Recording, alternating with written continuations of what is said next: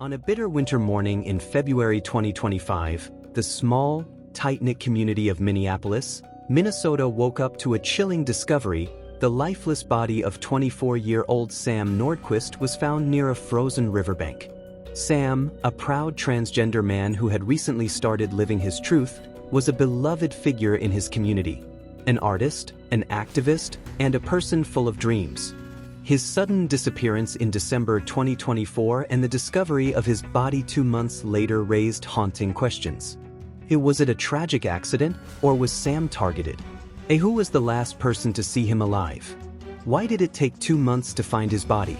As investigators peeled back the layers of this case, they uncovered a web of secrets, discrimination, and unanswered questions that continue to haunt those who knew him. This is the mysterious and heartbreaking story of Sam Nordquist. Born in 2000 in Minneapolis, Minnesota, Sam Nordquist grew up in a working-class family that valued creativity, resilience, and independence. His parents, Linda and Michael Nordquist, worked tirelessly to provide a stable home, his mother as a nurse and his father as a carpenter. While money was often tight, the Nordquist household was filled with love and encouragement, especially when it came to pursuing one's passions. From an early age, Sam showed an incredible talent for art, poetry, and music. As a child, he would spend hours sketching in his notebooks, writing heartfelt poems, and teaching himself how to play the guitar. His bedroom walls were covered in drawings, expressions of his emotions, dreams, and struggles. Art was his escape, his sanctuary from the world. Sam was a bright and sensitive child, but as he grew older, he began to feel different. By middle school, he struggled with an internal battle, one he couldn't yet name. He was assigned female at birth, but deep inside, something didn't feel right.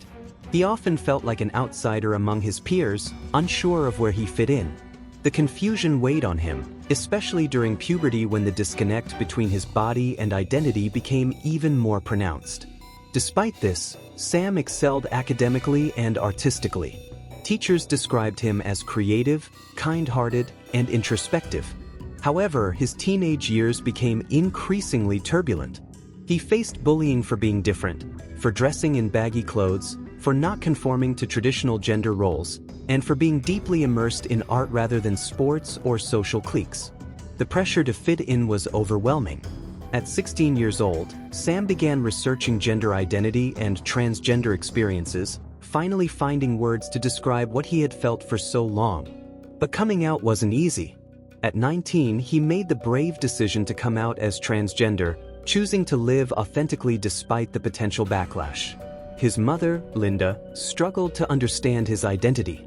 She loved her child but had difficulty reconciling the image of the daughter she had raised with the son Sam was becoming.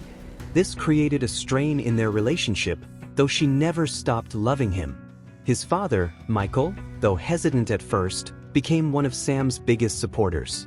He educated himself on transgender issues and made efforts to use the correct name and pronouns, showing that his love for Sam was unconditional.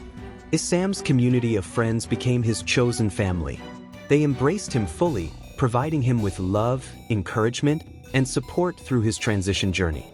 Despite these challenges, Sam remained resilient. He underwent hormone therapy, legally changed his name, and fully embraced his identity. He found solace in LGBTQ+ support groups, where he met others who had walked similar paths. He also became an advocate for transgender rights, using his experiences to help others navigate their journeys. He gave talks at local community centers, participated in activism, and mentored younger trans individuals who were struggling. On September 28, 2024, Sam made a major decision. He left Minnesota to travel to Geneva, New York to meet his online girlfriend, Precious Arzuga. Originally, he planned to stay for only 2 weeks, but instead, he chose to remain in New York to work on their relationship. What was supposed to be a short visit turned into something more uncertain. At first, everything seemed fine. Sam and Precious posted smiling selfies on social media, sharing updates about their time together. They were seen at local cafes, parks, and bookstores, and for a brief moment, Sam appeared to be enjoying his new surroundings. But soon, his tone in conversations began to change. This decision to stay worried his family. While Sam had always been independent, something felt off. His mother, Linda, noted that in their last few conversations, Sam didn't sound like himself. His usual enthusiastic and energetic tone had been replaced by something more subdued, hesitant, even fearful. By late November, Sam had become less active online, and his once frequent messages to friends and family became sporadic and vague. He no longer shared his art or personal thoughts, something he had always done. By December 2024, his communication had drastically changed. He stopped calling his family as often. His text messages were short and uncharacteristically cold. When asked if he was okay, he would reply with, "I'm fine," or "Don't worry about me." He made several canceled plans with friends who wanted to visit him. Then came an alarming shift in behavior. He started talking about needing to leave New York, but he never explained why. When asked directly, he changed the subject or gave vague responses. By January 1, 2025, all contact with Sam ceased. His family tried to reach him, but their calls and messages went unanswered. The silence was unlike him. Even in difficult times, Sam had always stayed connected. Desperate, they requested multiple wellness checks through local police, but to their frustration, these requests were denied. Law enforcement treated it as a voluntary disappearance, insisting that Sam was an adult who had chosen to go silent. Then came an eerie clue. An email from Ontario County Social Services in December suggested that Sam had visited them, asking for an escape plan. This revelation raised serious questions. Why did Sam feel trapped? Was he trying to leave New York? Who was preventing him from doing so? Did he fear for his safety? His mother became increasingly convinced that something was terribly wrong. She began reaching out to anyone who had seen Sam in the last few weeks. Then, another chilling detail emerged. A neighbor of Precious Arzuaga recalled hearing heated arguments between the couple in the days leading up to Sam's disappearance. The fights were reportedly about Sam wanting to return home and Precious insisting that he stay. In the first week of January, Sam's bank account stopped showing activity. His phone was turned off, and his social media accounts remained inactive. To his family, it was clear that something had happened, but they were powerless to take action without law enforcement support. For 2 months, search efforts continued, but no trace of Sam was found. Then, in February 2025, the case took a devastating turn. On February 9, 2025, after weeks of silence and failed attempts to reach Sam, his family filed a missing persons report with the Canandaigua Police Department. This prompted the New York State Police to conduct a wellness check at Patty's Lodge Motel in Hopewell, Ontario County, a location where Sam had reportedly been staying with at least one of his suspected captors. Upon arrival, officers found the motel room in complete disarray. The air was thick with an unpleasant stench, and there were visible signs of struggle, including bloodstains on the walls and mattress. Forensic investigators were immediately called in to collect evidence. Their initial findings suggested that violence had taken place over an extended period. Investigators spoke with motel staff and guests, many of whom recalled hearing disturbing noises coming from the room but never intervened. One housekeeper remembered seeing visible bruises on Sam's face in early January. When she asked if he needed help, he lowered his head and whispered that he was fine, before his companion quickly pulled him back inside. The scene at the motel left little doubt. Something horrific had happened to Sam, but there was still no sign of him. As authorities continued their search, they uncovered shocking witness statements and physical evidence that painted a harrowing picture of what Sam had endured in the months leading up to his disappearance. He had been restrained and repeatedly beaten with sticks, belts, and dog toys. He had suffered severe psychological torment, often being isolated and degraded. He had been sexually assaulted using objects like a table leg and broomstick. His weight loss suggested he had been starved or deprived of proper nutrition. According to Captain Kelly Swift of the New York State Police, this was one of the most horrific crimes she had ever encountered. Despite the disturbing discoveries at the motel, there was still no trace of Sam himself. Then, on February 13, 2025, a breakthrough occurred. On the morning of February 13, 2025, a group of hunters in Yates County, roughly 50 miles southeast of Rochester, made a grim discovery: a partially buried human body in a desolate field. Authorities were immediately notified, and forensic teams arrived at the scene. Due to the freezing temperatures, much of the body had been preserved, which allowed investigators to gather crucial forensic evidence. The remains were soon identified as Sam Nordquist. Forensic analysis confirmed that Sam had died from blunt force trauma and prolonged physical abuse, leading to multiple organ failure. Further evidence indicated that his body had been moved in an effort to conceal the crime. The official date of death was determined to be February 2, 2025. Based on forensic findings and witness statements, investigators reconstructed the final days of Sam Nordquist's life. On February 1st, Sam had made a desperate attempt to escape. Motel security footage showed him rushing toward the lobby, only to be dragged back inside by his captors. Witnesses later reported hearing muffled screams and loud thuds, followed by complete silence. On February 2nd, after enduring one last, violent beating, Sam succumbed to his injuries. His captors, realizing he was dead, panicked.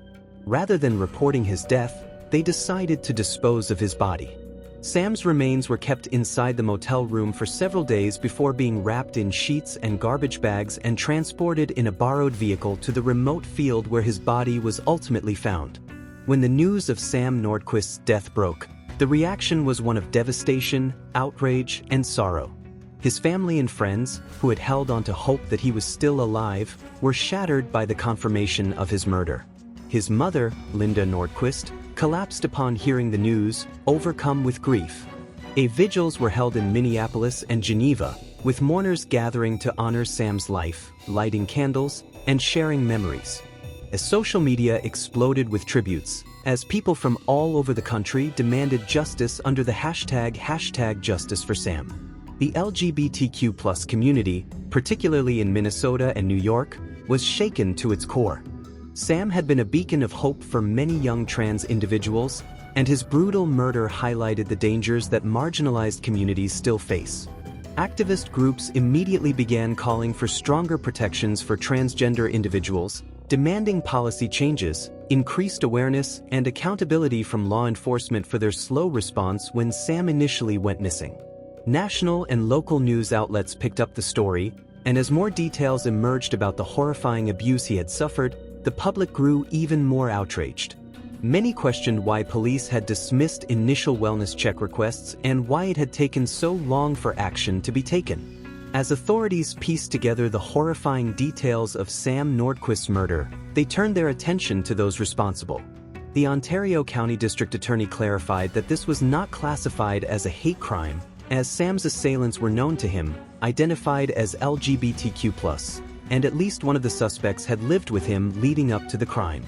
On February 20, 2025, a series of shocking arrests were made, revealing the horrific extent of the abuse and the individuals involved.